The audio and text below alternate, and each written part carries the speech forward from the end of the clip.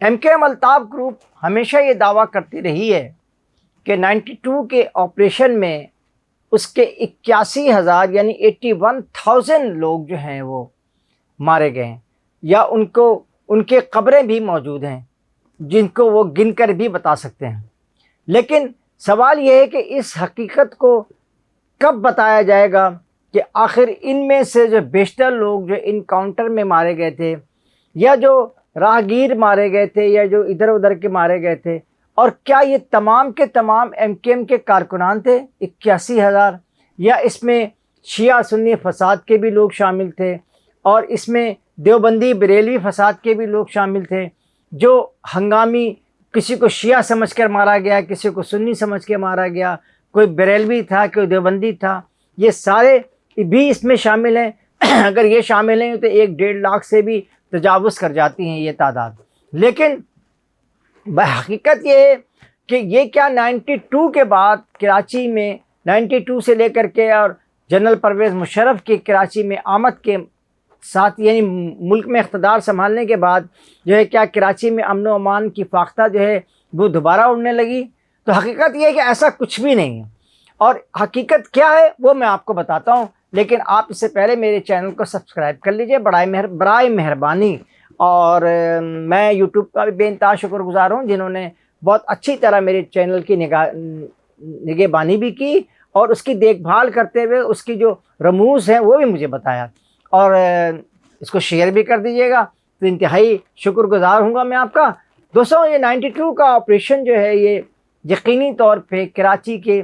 ایک مخصوص گروپ کے خلاف تھا، اور اس میں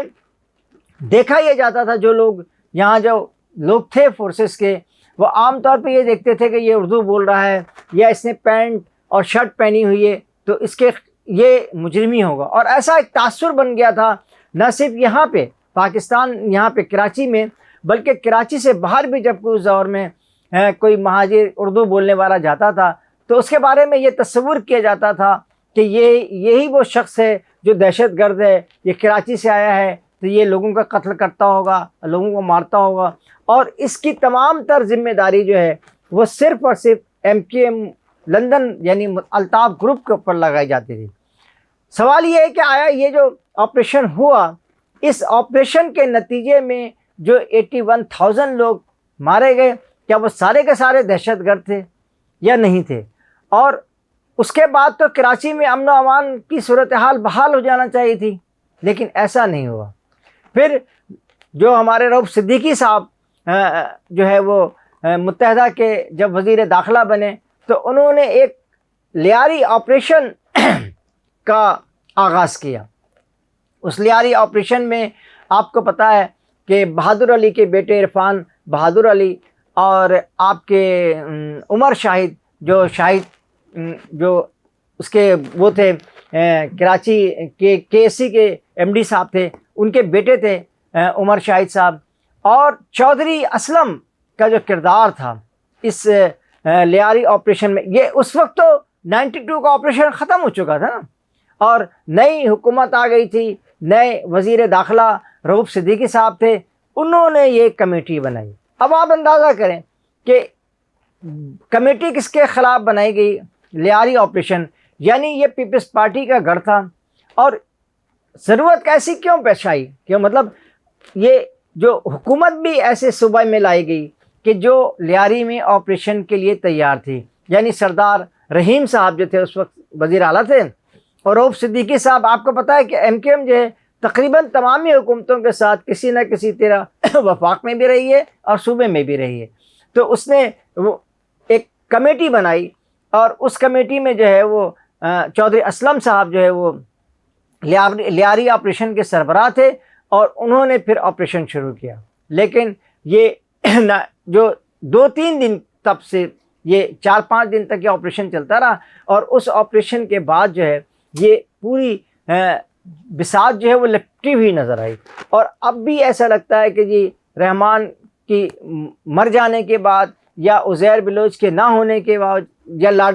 بابو لاڈلا کے جو ہے ختم ہو جانے کے بعد بھی اب کیا کراچی میں مکمل طور پہ امن و امان ہو گیا ہے اور آپریشن ختم ہو گیا ہے؟ نہیں،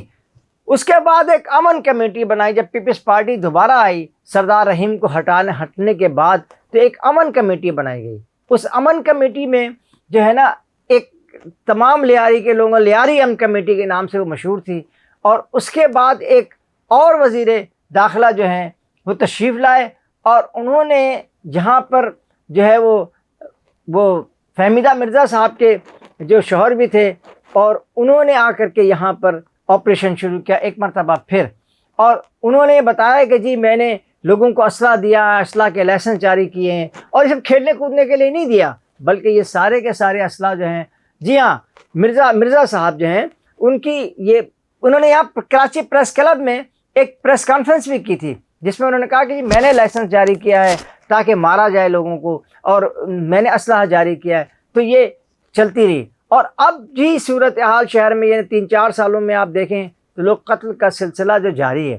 تو کیا یہ سارے آپریشن اس بات کے ہیں کیا یہ سارے آپریشن اس لیے کیے جاتے ہیں کہ یہاں پہ کراچی میں امن و امان قائم کیا جائے؟ ایسا ہرگز نہیں ہے، بلکہ حقیقت میں یہ آپریشن ایک نئے آپریشن کو جنم دیتے ہیں، اس کے بعد آپریشن، اس کے بعد آپریشن، اور کراچی میں امن و امان کی صورتحال خراب کر کے یہاں کی تجارتی، صنعتی اور معاشی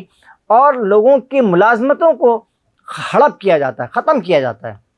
اور آج بھی یہ صورتحال جاری ہے۔ لہٰذا اس کو فوری طور پہ ختم کیا جائے تاکہ کراچی جو ایک پاکستان کا ہب ہے وہ کامیابی اور کامرانی سے